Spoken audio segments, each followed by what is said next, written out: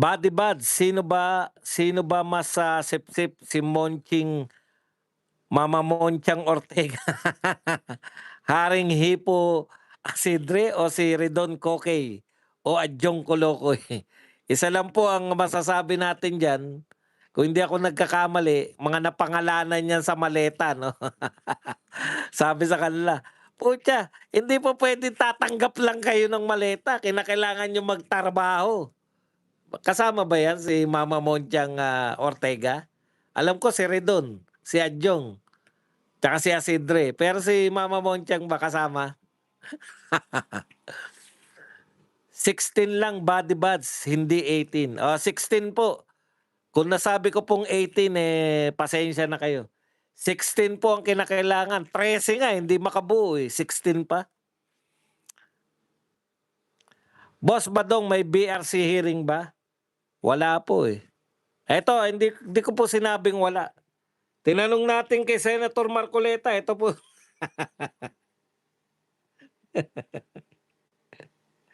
Eto sagot niya, eh.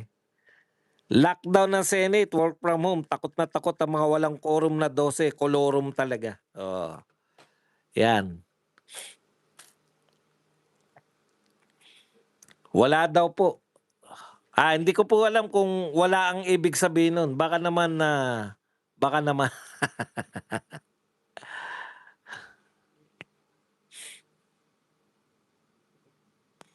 hindi po. Ang gusto ko lang kasi, bakit ko raw sinasuggest na magparaya si Senator Alan Peter Cayetano? Kasi mag-uusap sila, eh. Alam niyo po yung sa negosasyon, 'di ba? Hindi po pupuwedeng 'pag kayo mag-uusap, parehong gusto niyo masusunod. Oh, kaya nga po kung ako lang naman si Senator, Cayetano, bibigay ko sa kanya Senate presidency, amin yung blue ribbon. Kasi importante lang naman ngayon yung blue ribbon, eh. Yun po yung, gusto kong palabasin. Ngayon hindi naman po ako si Cayetano, eh. Kung ako lang 'yan, sa tingin ko mas importante yung, blue ribbon kaysa sa Senate presidency ngayon. Kasi hindi na po dadami sila Cayetano, eh. 'Yan na 'yun, eh. Pinipirata nga sila, eh. Redon said, dito na tayo, Doc Bads, tanong mo ulit kay Senator hindi po nahihiya po ako mag-message ng mag-message. Kung, ba't niya hinarang si Lito Lapid kung magkikita kayo ulit. Opo, sige. Salam, Yusek Boss Bads, salam. Puwede, but I don't think it's for Win to decide. Remember, he's a puppet. Yun lang. Ako naniniwala ako sa sinabi mo, Miss Hilos. Yun lang. Hindi naman siya magde-decide, puppet nga siya, eh. Daanin nila sa legal na 13 sila.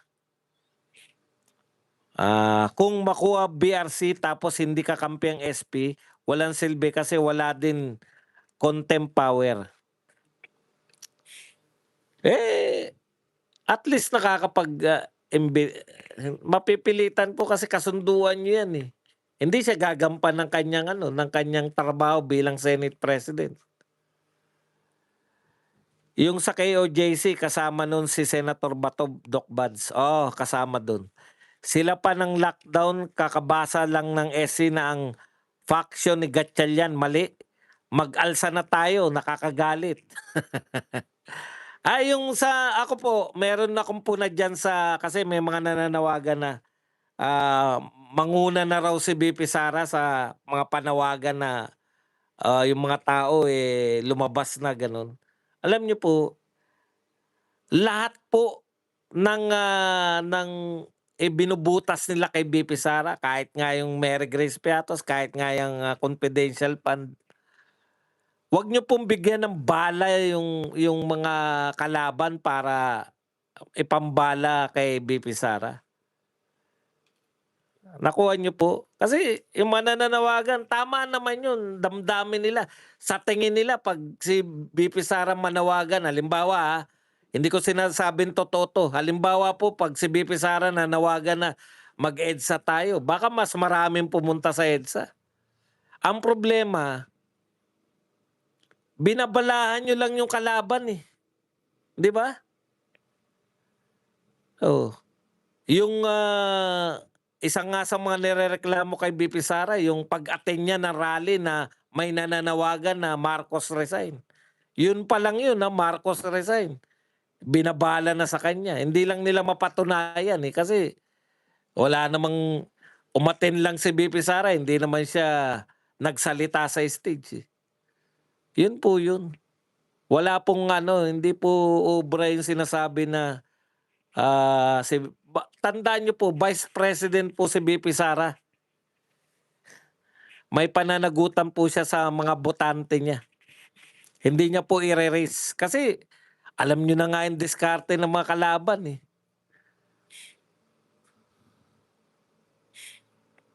Okey. Boss Baz, ano daw number mo? Sabi ni Lito Lapid, magpapa-interview daw siya sa'yo. Eh, hindi naman po ako nag-i-interview. May nakita na ba kayong in-interview ko? Komentarista po ako. Nagko-comment po ako, hindi po ako i-interview. Matanda na po ako para pag-aralan ko pa yung skills na yan. Siguro kung mga 30 pa ako, yan. Lahat pa ng skills. Eto po, nabasa ko yan, ay narinig ko yan sa isang bilyonaryong nagngangalang, sino yun sa China? Yung bilyonaryo sa China, si Jack Ma. Nagsabi niyan, eh, 'pag mga 40s, 50s ka na, tapos na yung stage mo, maaaring may madagdag ka pang skills, pero 'pag mga 50 ka na, dapat yung main ano mo na, yung kung pagkita yung gusto mo o career yung gusto mo, kung 50 anyos ka na mahigit, dapat na-acquire mo na lahat ng mga kinakailangan mo ma-acquire. Eto ka na, yung made ka na, hindi ka na yung alam niyo yun? Alam niyo yung sinasabi ko? Nagdadagdag ka na lang ng skills pero hindi na yung nagdadagdag ka pa ng talagang main yung main source mo ng, pagkakakitaan o kayamanan, nabuo mo na by kung ikaw ay 50 years. Tapos ka na sa dapat natututo ka, yung mga apprentice. May mga stage yan sinabi, mga 20 years old ka, dapat nagtatrabaho ka sa magagaling na tao para makaka-acquire ka ng mga knowledge, skills. Okay. Kaya yung mga ngayon pa ako mag-aaral paano mag-interview, parang tapos na ako diyan, 57 years old na ako. Pass na ako sa ano, hindi ko na po kinakailangan. Kumbaga ako, ah, ah, kumbaga ako ay, ano na, dapat pinagkikitaan ko na yung aking mga skills. Dagdag-dagdag na lang, iho-hone mo na lang. Halimbawa, narito ka na rin lang, matuto ka ng gumawa ng magandang ano, magandang anong tawag diyan, thumbnail. Kasi kung ang thumbnail mo nakaganon ka pa. Thank you very much kay Nathaniel, Ezra, ayan, na nagpa-member. Welcome to regular member. Bakit po Sir Bad, senior ka na po ba? Malapit na at excited po ako. Baliktad ako, eh. Palapit ng palapit sa senior. Eh, natutuwa ako kasi malapit na ako magka-20%, malapit na ako magkaroon ng libreng sine, linggo-linggo. Tas ng hearing mismo sa Davao para sa People's Initiative. Oo. Maayos na 'pag, 50. Kumbaga dapat 'pag 50, bago mo maabot yung 50, lahat ng mga potential mo, na-acquire mo na dapat lahat, eh. 'Yan. Kaya hindi na kami yung ano pa, yung Puwede mo pang i-try ng i-try lahat na kaya ito po, culmination na 'to ng lahat, yung na-acquire kong skills noong noong nagsimula pa yung unang-unang trabaho ko. Alam niyo kung ano ang unang trabaho ko? Special offer, 'di ba? Na-acquire mo lahat ng skills hanggang kaya nagagamit mo lahat 'yun. Pucha, mga produkto ngang hindi mabenta nabebenta ko.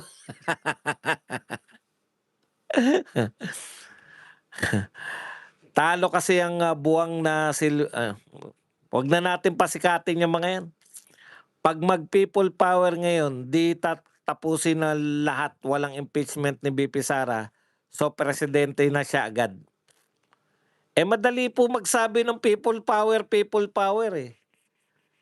'Pag kayo po pumunta po kayo sa mga rally, mare-realize niyo po kung gaano po kahirap yung sinasabi niyong people power.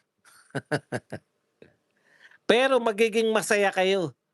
Kasi alam mo yun, nakasama niyo yung mga katulad niyo. Kaya yung mga umate na rally, pag-uwi sa bahay, okey kami, napagod lang, matutulog ka lang. Nakapagpahayag ka ng damdamin mo, eh. Kaysa yung mga tao na nanonood lang, "Bakit hindi pa mag-people power kasi? Bakit walang people yung mga gano'n. 'Pag naroon po kayo sa rally mare-realize niyo, "Putya, paano ka magpi-people power paano ka magpi-people power nito?" Mas marami pa yung mga vlogger kaysa sa mga tao. Maano niyo po yung tunay na kalagayan ng sinasabi niyong pangarap niyong mag-people power. Kasi iba po talaga sa aktuwal, eh. Iba po yung iniisip niyo lang, iba yung iniisip niyo lang na habang nanonood kayo, bakit ba ayaw pa kasing manawagan ng people power? Iba iba po yung 'pag umattend kayo ng rally, nainitan kayo, nauhaw kayo sa rally. Kasi po, 'pag umattend kayo ng rally, may certain na satisfaction sa inyo na, eh, hindi kayo umattend ng rally para mapabagsak yung gobyerno, eh. Umattend kayo ng rally para mababago po yung pananaw ninyo, eh. Kaya ako umattend sa rally kasi gusto ko magpahayag ng nararamdaman ko ngayon, gano'n. At yun po ay, yung pagpapahayag po ng damdamin, yan po ay nasa saligang batas ng Pilipinas. Pero yung pagpapabagsak po ng gobyerno, wala po yan sa saligang batas.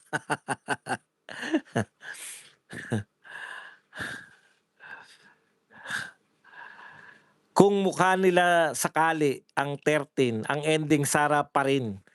Presuhan, bagsak, lahat na yan Sara pa. Ako, hmm, praktikal 'no, naka 4 years na tayo kay BBM, 2 taon na lang, oh. Napakasaya po siguro nun 'no, kaya naman sumasaya yung 'di ba? Makikita niyo tayong mga mahihirap, ang pangarap lang natin sana magkapera ako, sana. Pero yung mga may pera na, yung mga ultra-bilyonaryo na, hindi naman po ganun lang, eh. Sa tingin niyo ba wala na silang problema? Minsan pasalamat tayo. Ang problema natin pera lang.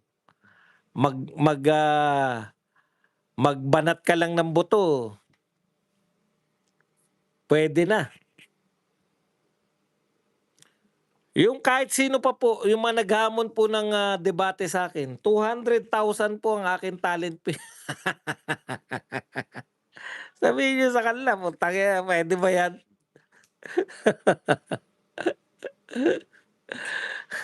Hindi niyo ako puwedeng yayain tapos wala siyempre aabalahin niyo ako, eh. Ang rally ngayon ala UP style, papakita sa media, i-hype, gano'n lang rally ngayon. "Boss, tuloy ba BRC now?" Mukhang malabo. Wala pa, eh, dapat kung may BRC 10:00 nagsimula na, eh. Eh, 1:00 na, oh.